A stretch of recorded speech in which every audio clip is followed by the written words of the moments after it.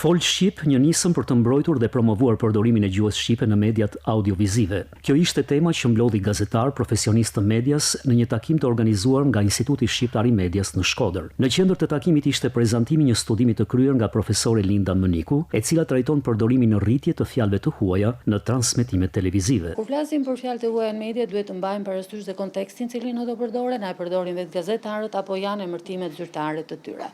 Çfarë do donim ne të ndodhë? Do donim që të gjithë bashkë, për institucionet shtetërore, mediat, gazetarët e rinj të ndërgjegjësoheshin për faktin që fjalët e shqipes janë, jo gjithmonë, sepse ka një ide të përgjithshme që shqipja nuk e ka këto fjalë. Jo, shqipja i ka këto fjalë, i ka fjalë të vjetra. Studimi dokumenton që fjalët janë që nga periudha e Buzukut, që nga periudha e Pjetër Bogdanit apo Pjetër Butit, janë të dokumentuara edhe në fjalorit etimologjik të shqipes. Analisti Lutfi Dervishi theksoi se gjuha shqipe është më e rrezikuar se kur më parë, pikërisht për shkak të zvendësimit të fjalëve shqipe me ato të huaja. Gjuha jonë është paradoksi më i bukur në historinë e Ballkanit më gjerë. Mbi 2000 vjet e kërcënuar, por asnjëherë asimiluar. Dhe unë mendoj që kërcënimin më të madh e ka sot.